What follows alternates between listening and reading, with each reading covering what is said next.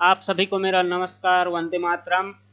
इस वीडियो में हम कक्षा 8वीं के हिंदी विषय से पाठ 7 दीदी की डायरी को पढ़ने वाले हैं। मैं आप लोगों को महत्वपूर्ण बातों को समझाकर इस पाठ के आधार पर बताने वाला हूं। इस पाठ में हमें क्या क्या सीख मिलेगी उसे भी हम समझेंगे। तो चलिए प्रारंभ करते हैं। सबसे ऊपर में हमें देखने को मिलता है पाठ 7 दीदी की डायरी। तो डायरी क्या होती है उसे सबसे पहले हम समझ लेते हैं। यहाँ पे डायरी के बारे में लिखा हुआ है, डायरी का सामान्य सा अर्थ अपने दैनिक क्रियाकलापों को डायरी में अंकित करना है। डायरी तो आप सभी जानते होंगे, आप लोग दैनंदिनी भी बनाते हैं, अर्थात गृह कार्य कापी भी रहता है। तो इस प्रकार से कुछ लोग क्या करते हैं, एक अच्छी सी कागज की डायरी हुआ करती है, आपकी कॉपी जैसे होती है, डायरी भी वैसे ही हुआ करती है। तो उसमें सुबह से शाम तक क्या क्या कार्य वो महत्वपूर्ण कार्य करते हैं उसे अपनी जिंदगी भर या फिर जितने वर्षों तक लिखना चाहें वे लिख कर उसे रखते हैं, ताकि आगे कभी भी उन्हें किसी बात को याद करना हो तो वे डायरी को पढ़कर उसके बारे में जान सकें, या फिर कोई और भी उनकी डायरी को पढ़कर उनके द्वारा किए गए अच्छे कार्यों को जान सके, या फिर उनके सभी प्रकार के जितने भी कार्य थे इतिहास के रूप में उसे हम जान सकें, पढ़ सकें।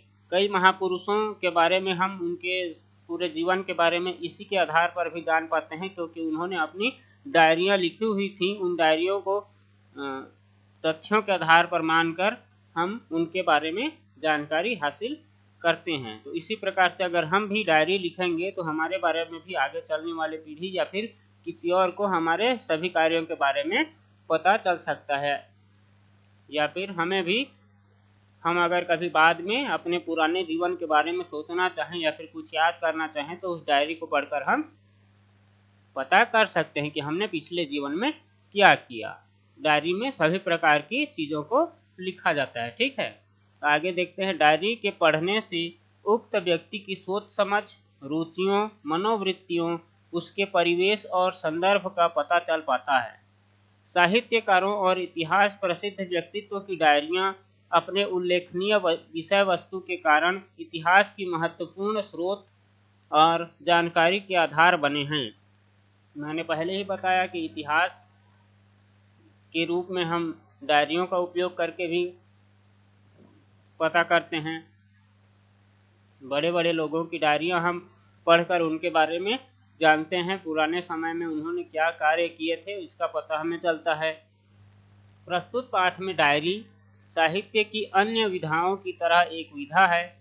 डायरी के विषय वस्तु पाठक के लिए कैसे महत्व रखते हैं, इसकी समझ को रखना, इस पर चर्चा करना और विद्यार्थियों में डायरी लेखन के प्रति चाहत पैदा करना जैसे विविध उद्देश्य अपेक्षित हैं। तो आप लोग भी अपनी अपनी डायरियां लिख सकते हैं, लिखना चाहिए, जिससे आपको भी अपने पुराने जीवन के बारे में आगे चलने पर भी पता रहे, और आपके बारे में कोई और भी बाद में जानना चाहे, आप भी इतिहास में कहीं पे आपका नाम आए तो आपकी डायरी के माध्यम से आपके द्वारा किए गए अच्छे अच्छे कार्यों को लोगों के द्वारा पढ़ा जाए। तो हम इसमें छोटी सी एक दीदी की डायरी को पढ़ रहे हैं। एक लड़की है जो अपने दीदी की डायरी को पढ़ती है, उसमें क्या क्या लिखा रहता है उसी को आगे हम देखते हैं। गुलाब के फूल सी नन्ही संजू, है तो अभी छोटी पर है बड़ी सयानी, कक्षा 8 में पढ़ती है, स्वभाव से हंसमुख है, खूब हंसती हंसाती है, चुटकुले सुनाए तो हंसी के फव्वारे छूटने लग जाते हैं। संजू को किताबें पढ़ने का शौक है, कहानी, कविता, कॉमिक्स आदि। यह शौक उसे माँ की देखा देखी में लगा है। संजू चाहे कक्षा में अच्छे नंबर लाए या जन्मदिन मनाए, उसे उपहार मिलता है पुस्तक का। फलतः उसके घर में छोटा सा पुस्तकालय बन गया है। स्कूल में भी उसे चटपटी पुस्तक की तलाश रहती है। तो यहाँ पे संजू के बारे में हम कुछ बातें जानते हैं। संजू कैसी है? संजू एक फूल सी नन्ही है, गुलाब के फूल सी नन्ही, अर्थात चहकती रहती है, उसकी सारी बातें अच्छी लगती हैं, बहुत ही क्यूट बच्ची है तो छोटी पर है बड़ी सयानी। छोटी है लेकिन बहुत समझदार और सयानी है, ऐसा इसमें कहा गया है। कहाँ पढ़ती है? कक्षा 8वीं में पढ़ती है। स्वभाव से हंसमुख है, मतलब हमेशा खिलखिलाते रहती है, हंसती रहती है, दुखी होना उसे अच्छा नहीं लगता है। खूब हंसती हंसाती है, लोगों को भी वह खूब हंसती हंसाती रहती है। चुटकुले सुनाए तो लोगों के फवारे उठ जाते हैं, अर्थात उसे चुटकुले बहुत अच्छे से चुटकुले भी आते हैं। वह लोगों को चुटकुले सुना सुना कर हंसाने का भी काम करती है। उसे किताबें पढ़ने का बहुत शौक रहता है। क्या क्या पढ़ती है वह किताबों में? कहानी, कविता, कॉमिक्स आदि ये सभी पढ़ती हैं। तो उसके क्या क्या शौक हैं इसमें उस बताया गया है। उसको किसी भी कार्यक्रम पर पुस्तक ही उपहार में मिलता था, तो उसके घर में एक छोटा सा पुस्तकालय का जैसा बन गया था, बहुत सारी पुस्तकें उसके पास थी। फिर भी वह लाइब्रेरी में स्कूल की चटपटी पुस्तकें खोजती रहती थी। अभी पिछले दिनों संजू ने गांधी साहित्य पढ़ा। बापू के सत्य के प्रयोग पुस्तक उसे बहुत पसंद आई। बापू ने इन प्रयोगों को अपनी डायरी में लिखा था। संजू ने सोचा वह भी डायरी लिखेगी। माँ ने भी उसका हौसला बढ़ाया। पिताजी को पता चला तो बहुत प्रसन्न हुए। उन्होंने उसे एक सुंदर डायरी ला दी। तो यहाँ पे बताया गया है कि उसने डायरी लिखना कैसे प्रारंभ किया। डायरी लिखने के लिए वह कहाँ से प्रेरित हुई? बापू से प्रेरित हुई। बापू किसे कहते हैं? बापू हम महात्मा गांधी जी को कहते हैं। मोहनदास करमचंद गांधी जी को हम बापू कहते हैं, उन्हें महात्मा भी कहते हैं। अच्छा, उन्हें महात्मा का नाम सर्वप्रथम किसने दिया था? तो महात्मा शब्द से सर्वप्रथम उन्हें सुभाष चंद्र बोस जी ने पुकारा था। ठीक है, इसको मोहनदास करमचंद गांधी जी को महात्मा शब्द से सबसे पहले किसने पुकारा? सुभाष चंद्र बोस जी ने पुकारा। तो यहाँ पे उन्हीं बापू जी का जिक्र किया गया है। बापू ने एक सत्य के प्रयोग नामक पुस्तक लिखी थी। उस पुस्तक को संजू पढ़ती है। तो बापू ने अपनी डायरी में भी अनेक प्रयोगों के बारे में लिखा हुआ था। तो डायरी के बारे में यहीं से उसे पता चलता है और डायरी के लिए वह इंटरेस्ट लेने लगती है। अब डायरी लिखने के बारे में वह सोचने लगती है। तब वह उसकी माँ को बताती है कि मैं डायरी लिखना चाहती हूँ। तो उनकी माँ बहुत प्रसन्न होती है, बहुत खुश होती है। और पिताजी को भी जब पता चलता है तो वे भी बहुत खुश होते हैं और उसके लिए क्या करते हैं?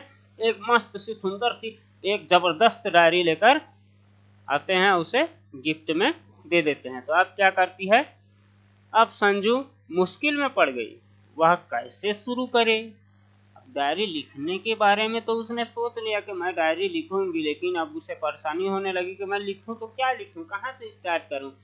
तभी उसे याद आया उसकी दीदी भी तो डायरी लिखती है। तब उसे याद आता है कि उसकी जो दीदी है वह भी तो डायरी लिखती है, वह बड़ी कक्षा में पढ़ती है, वह भी डायरी लिखती है। तब उसने क्या किया? उसने दीदी को अपनी इच्छा बताई। दीदी ने हौसला बढ़ाते हुए कहा, यह तो कोई कठिन बात नहीं, बस रात को मन लगा कर बैठ जाओ, दिन भर की सारी घटनाएं याद करो और वैसी की वैसी लिख दो। इसे प्रतिदिन लिखते रहना जरूरी है। तो डायरी कैसी है? डायरी कैसे लिखी जाती है? डायरी को प्रतिदिन लिखना चाहिए, क्योंकि उसमें कोई भी घटना ना छूट जाए। और कब लिखनी चाहिए? जब रात को सोने से पहले हम दिन भर में क्या क्या कार्य किए रहते हैं उसे हमारी डायरी में हमें लिखना चाहिए। तो संजू ने हठ करते हुए कहा, दीदी आपकी डायरी दिखा दो ना, थोड़ा सा पढ़कर लौटा दूंगी। दीदी पहले तो हिचकिचाई, फिर बात मान ली। संजू ने दीदी की डायरी के जो पृष्ठ पढ़े वे नीचे दिए जा रहे हैं। अभी यहाँ तक हमने संजू के बारे में पढ़ा और उसको डायरी लिखने की जो चाहत थी उसके बारे में जाना। अब हमें आगे पढ़ने के लिए मिलेगा कि जो दीदी की उसकी डायरी थी उसमें लिखा क्या था। तो चलिए अब दीदी की डायरी के सारे राज खोलते हैं। अब उसमें पता चलेगा क्या क्या उन्होंने लिखा हुआ था। तो दीदी थोड़ी सी तो परेशान हुई कि मेरी पर्सनल डायरी मैं इसको कैसे दे दूं, लेकिन अब फिर मान गई कि चलो ले लो, देख लो और लिख लो। तब अब वह दिखती है तो क्या लिखा रहता है उसमें? 1 जनवरी 2008। कब की बात थी? 2008 की बात थी। ठीक है। अभी संजू भी बड़ी हो गई होगी और उसकी बहन भी बहुत बड़ी हो गई होगी। 2008 में तारीख लिखा हुआ था। डायरी में डेट भी लिखा जाता है। ठीक है। कब आपने काम किया तो उसका डेट भी आपको लिखना रहता है। प्रतिदिन का पन्ने के ऊपर में दिनांक लिख दो और उस दिनांक के बारे में क्या क्या आपने किया उसको उसके नीचे में लिखते जाओ। तो कॉलेज में कक्षा के सामने ठक ठक होती रही। कारीगर पत्थर तराश रहे थे। एक छोटी सी छेनी से वे पत्थर में फूल पत्तियां उकेर रहे थे। तो एक दिन की बात में उसने क्या लिखा कि कॉलेज की कक्षा के सामने ठक ठक की आवाज हो रही थी, अर्थात कुछ मजदूर पत्थरों को तराश रहे थे, पत्थरों से मूर्तियां बना रहे थे या फिर उसमें कुछ डिजाइन फूल पत्तियां उकेर रहे थे। ठीक है। अब 2 जनवरी की बात आ जाती है। तो आज सुबह शीला के घर गई। वह स्नान घर में थी। अकेली बैठी बैठी क्या करती? पत्रिका का पुराना रंगीन पृष्ठ नजर आया। उसी को उलटने पलटने लगी। इसमें एक चुटकुला बहुत मजेदार था। हंसते हंसते लोटपोट हो गई। अभी डायरी लिखते समय भी हंसी नहीं रुक रही है। फिर से पढ़ पाऊं तो इसलिए लिख लेती हूँ इसे। तो अब क्या करती है? दिन भर की सारी बातें तो लिखनी है, तो रात के समय याद करते हुए भी उसे हंसी आती रहती है। एक तो वो चुटकुला वह पढ़ी हुई रहती है। कहाँ पे पढ़ी हुई रहती है? एक मैगजीन में, एक पत्रिका में पढ़ी हुई रहती है। किसके घर में? शीला के घर में। क्यों पढ़ी हुई रहती है? क्योंकि जब वह शीला के घर जाती है तो वहाँ पे शीला मौजूद नहीं रहती है। शीला क्या करते रहती है? शीला स्नान घर में स्नान करते रहती है, अर्थात नहाते रहती है। ठीक है। तो बहुत ही मजेदार चुटकुला था उसके अनुसार। अब आपको मजा आता है नहीं आता है वो तो आप जानो, लेकिन कहानी में तो ऐसा बताया गया है कि उसे तो बड़ा मजेदार आता है। बड़ा मजेदार चुटकुला है। तो खरीदार चुटकुला देखिए, चुटकुला क्या है। खरीदार कहता है मालिक से, इस भैंस की तो एक आंख खराब है, फिर इस भैंस के 7,000 क्यों मांग रहे हो? क्या कहता है? इस भैंस की तो एक आंख खराब है, फिर इस भैंस के 7,000 क्यों मांग रहे हो? ऐसा एक ग्राहक कहता है। तो मालिक कहता है, भैंस से दूध लेना है या कसीदाकारी करवानी है? अर्थात कसीदाकारी मतलब डिजाइन बनाना होता है कि सिलाई कढ़ाई वाली काम, उसे कसीदाकारी कहते हैं। तो वह अब इस भैंस की तो एक आंख खराब है, तो भैंस से आपको दूध लेना है कि उससे काम करवाना है कि उससे कुछ और सिलाई बुनाई के काम करवाना है, डिजाइनिंग का काम थोड़ी करवाना है, ऐसा मालिक कहता है। ठीक है। तो इतने से चुटकुले में उसे रात को भी हंसी आ रही होती है। तो हमको तो पढ़ के भी हंसी नहीं आई। आप लोग के जीवन में तो इससे अच्छे अच्छे चुटकुले आते होंगे, तो आप लोगों को तो और अच्छे से डायरी लिखनी चाहिए। लिखोगे ना? अच्छा है, आप लोग जरूर लिखोगे। माँ को कल रात से मलेरिया है। मैं तो रात भर उनके पास बैठी रही। खाना भैया ने बनाया। आलू मटर की सब्जी बनाई, गरम गरम रोटियां सेक ली। मैंने ज्यों ही पहला कौर मुंह में डाला तो फीका लगा, नमक तो था ही नहीं। माँ ने पूछा, सब्जी कैसी बनी? मैंने कहा, बहुत स्वादिष्ट है। इधर भैया का बुरा हाल, आंखें नीची। पर इससे क्या, नमक नहीं था तो कोई बात नहीं, बाद में डाल लिया। सोच रही थी अगर भैया 2 बार नमक डाल देते तो। अब एक और छोटी सी घटना को लिखी हुई है कि उसकी माँ को मलेरिया हुआ था, तो उस दिन वह काम नहीं कर पा रही थी। तो किसने काम किया? उसके भैया ने काम किया। क्या काम किया? सब्जी बनाया, खाना बनाया, लेकिन सब्जी में नमक डालना भूल गया। तो अब वो कहती है, कौन कहती है? संजू की दीदी। कहाँ पे कहती है? अपनी डायरी में लिखते हुए कहती है कि नमक नहीं डाला तब तो ठीक था, सब लोग बाद में डाल के खा लिए, अच्छा लगा, बहुत स्वादिष्ट था। लेकिन अगर मान लो 2 बार नमक डाल देते तो कौन खा पाता, ऐसा वो कहती है डायरी में। अब 3 जनवरी 2008 को क्या लिखती है? पिकनिक का दिन रहा आज का। जहां हम गए वह स्थान बहुत सुंदर था। हरे हरे वृक्षों से घिरा हुआ, पानी से लबालब भरा एक सरोवर, शांत वातावरण, पक्षियों की चहचहाहट। वहां पहुंचकर हम छोटी छोटी टोलियों में बट गए। मैं तो साइदा, नीलू, विमला और संजू के साथ रही। तो वहां पे आप पिकनिक के बारे में लिखती है। पिकनिक में क्या होता है? पिकनिक एक दिन जाते हैं। कब जाते हैं? 3 जनवरी 2008 को ये सब पिकनिक में जाते हैं। तो वहाँ पे कैसा जगह रहता है? वो बहुत ही शानदार स्थान, बहुत सुंदर और शांत जगह। वहाँ पे एक तालाब था, सरोवर था जो लबालब भरा हुआ था।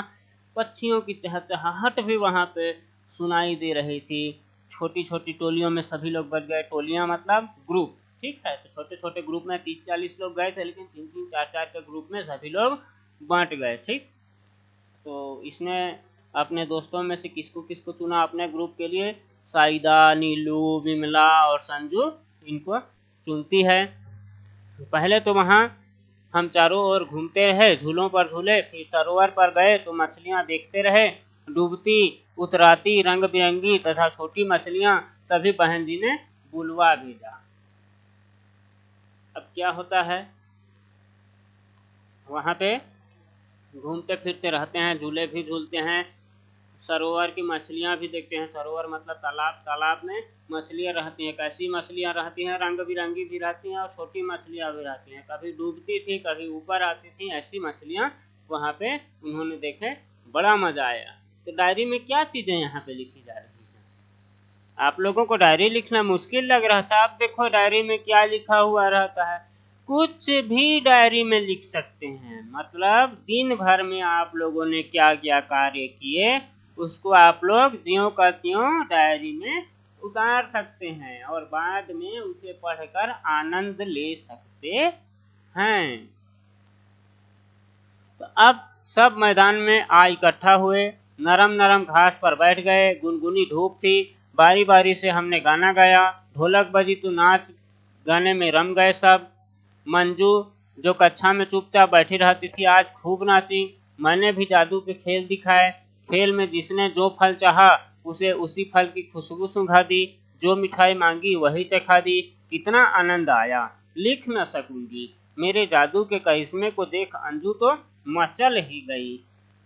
बोली, 1-2 जादू तो मुझे भी सिखा दो दीदी, मैं भी विज्ञान के ऐसे दूसरे खेल सीखूंगी। मन करता है पिकनिक के दिन बार बार आए। अब दीदी की डायरी में क्या लिखा हुआ था? लास्ट में पिकनिक के दिन होता है कि सब लोग को, अब मैम उनकी जो भी दीदी जी थी वो बुला लेती हैं टीचर। मैदान में इकट्ठा होकर नरम नरम घास रहती है, घास पे सभी बैठ जाते हैं। धूप भी थोड़ी थोड़ी पड़ती रहती है। सभी वहाँ पे गाना गाते हैं, गीतों पे डांस करते हैं, नाच गाना और कई प्रकार के कार्यक्रम वहाँ होते हैं। जादू भी दिखाती है। कौन जादू दिखाती है? संजू की दीदी वहाँ पे जादू दिखाती है, ठीक है। मंजू नाम की एक लड़की रहती है जो कक्षा में हमेशा चुपचाप रहती थी, लेकिन वह उस दिन वहाँ डांस भी करती है और उसे कहती है कि मुझे भी 2-4 जादू सिखा दो जो मैं विज्ञान में ऐसे जादू दिखाया करूँगी। संजू के डायरी के 2-3 पन्ने उलट दिए। अब इतना पढ़ के 2-3 पन्ने उलट देती है, उसी को कितना पढ़ूं ऐसा सोचकर। फिर उसके बाद 8 जनवरी 2008 का दिन आ जाता है। तब उसमें क्या लिखा रहता है? आज रविवार था, कहीं आने जाने की इच्छा तो थी नहीं। माँ ने चाट बनाई थी, जमकर नाश्ता किया, चाय की चुस्कियाँ ली और फिर सुबह सुबह ही पढ़ने बैठ गई। सोचा वह पुस्तक ही पढ़ डालूं जो कल पुस्तकालय से लाई थी। नाम तो बड़ा अजीब था, तोतो चान। एक जापानी लड़की की कहानी है, बड़ी मजेदार। जिस स्कूल में वह पढ़ती थी वह रेल के 6 डिब्बों में चलता था। जो जहाँ चाहे बैठे, जो चाहे पढ़े, शिक्षक का कोई डर नहीं, पूरी आज़ादी। तोतो चान एक मनमौजी लड़की थी जिसे अपनी शरारत के कारण कई स्कूल बदलने पड़े। वह यहाँ रेल के डिब्बे वाले स्कूल में जम गई। उसका जीवन बदल गया। मुझे यह पुस्तक बहुत अच्छी लगी। सोचती हूँ क्या हमें भी पढ़ने की ऐसी आज़ादी मिल सकती है।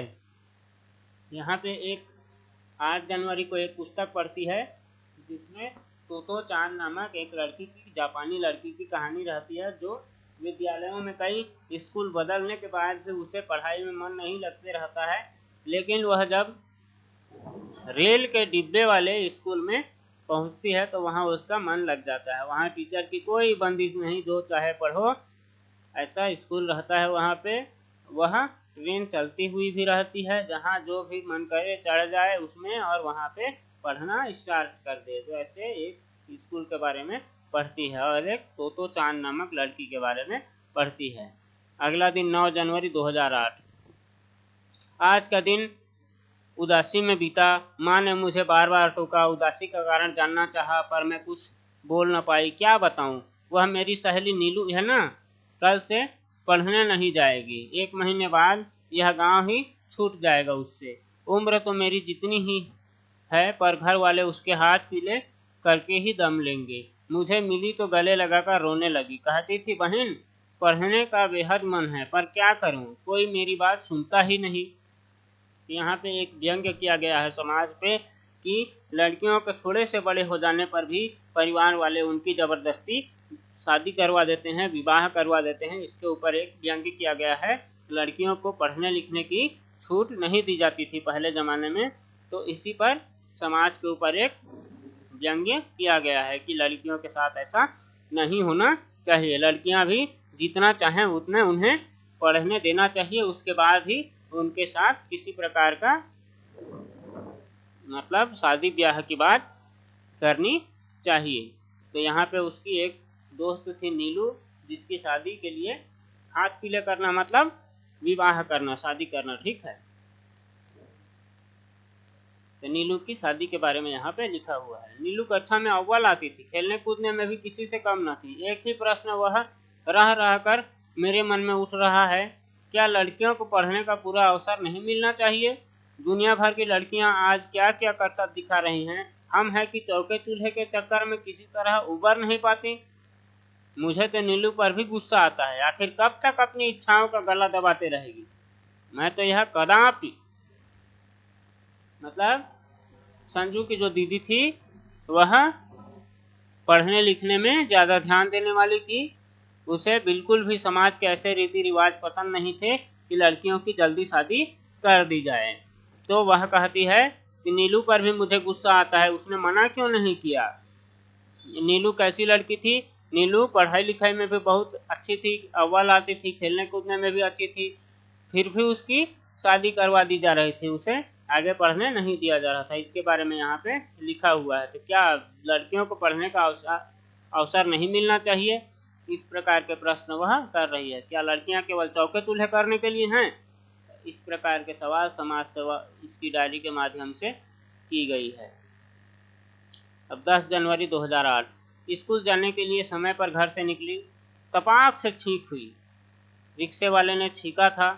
दादी माँ ने आवाज लगाई, बिटिया आज स्कूल न जाओ, सामने से छींक है। मेरा मन भी मैला हो गया था। एक पल सोचा रिक्शा लौटा दूं, तभी याद आया आज तो हमारी कक्षा को अभिनय करना था जिसकी मैं प्रमुख पात्र थी। उससे तो मेरा अत्यंत लगाव है। जो होगा सो होगा, जो होगा सो हो जाएगा। हिम्मत करके चल ही दी। अभिनय में मैंने भी भाग लिया। हमारा अभिनय सभी ने सराहा, खूब तालियां बजाई। मैं तो व्यर्थ ही छींक से डर गई। उल्टे मुझे पुरस्कार मिला, शाबाशी अलग। आगे से मैं शकुन अपशकुन के फेर में पड़ने वाली नहीं। यहाँ पे एक और व्यंग्य किया गया है। किसके बारे में? समाज की कुरीतियों के बारे में। हमारी जो अंधविश्वास की जो बातें हैं उस पर भी एक करारा तमाचा मारा गया है लिखकर, ठीक है। तो क्या कहा गया है कि हमें अंधविश्वासों पर विश्वास नहीं करना चाहिए। सामने से कोई बिल्ली गुजर जाए हम आगे नहीं जाते हैं, कोई छींक दे तो नहीं जाएंगे, और दिया बुझ गया तो कुछ गलत होने वाला है। तो इस प्रकार के जो बातें हैं वहाँ अंधविश्वास है, ऐसा इसमें कहा गया है। तो डर कर अपने कर्म को करते रहना चाहिए। जो भी आपका कार्य है उस कार्य को करने के लिए बिल्कुल भी हिचकना नहीं चाहिए, रुकना नहीं चाहिए, और ऐसे अपशगुन सगुन वाले बातों को ज़्यादा ध्यान नहीं देना चाहिए। ऐसी हमें यहाँ पे सीख मिलती है। अब आगे है आखिरी पन्ना, जब वह पढ़ती है 11 जनवरी 2008।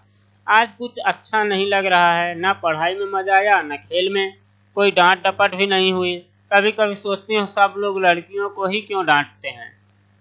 दीदी की डायरी ने संजू को आधार मिल गया, दीदी की डायरी से संजू को आधार मिल गया। उसने भी कल से डायरी लिखने का संकल्प ले लिया। तब आप बताओ आप कब से डायरी लिखोगे। तो डायरी में कैसी चीज़ें लिखी जाती हैं, अच्छी चीज़ें भी लिखी जाती हैं, बुरी चीज़ें भी लिखी जाती हैं। दिन भर आप जो भी कार्य करते हैं, जो भी सोचते हैं, और उन्हें रात में बैठकर दिन भर की सभी यादों को सोचकर लिख लेते हैं, और आगे कभी सालों बाद उसे मौका मिला तो अपनी पुरानी यादों को पढ़कर आनंद लेते हैं और उसके मज़े लेते हैं और अपनी यादों को याद करके खुश होते हैं। ठीक है, तो डायरी लिखना बहुत ही अच्छी बात है। डायरी सभी को लिखनी चाहिए। हमें यहाँ पे इस पाठ को पढ़कर प्रेरणा मिलती है कि हमें डायरी लिखनी चाहिए। अंधविश्वास पर विश्वास नहीं करना चाहिए, शकुन अपशकुन वाली बातों पर ज़्यादा नहीं पढ़ना चाहिए, और लड़की लड़कों के बीच में अंतर नहीं करना चाहिए।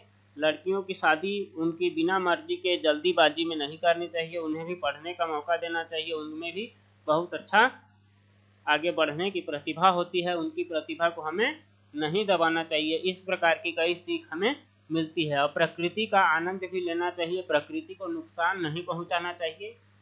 कई प्रकार की सीख हमें इस पाठ से मिली है। ठीक है, तो आगे इस पाठ के प्रश्न उत्तर हम देखेंगे। तो इस वीडियो में फिलहाल इतना ही। अगर आप लोगों को यह वीडियो पसंद आया हो तो वीडियो को लाइक करें और चैनल को सब्सक्राइब कर दें। धन्यवाद।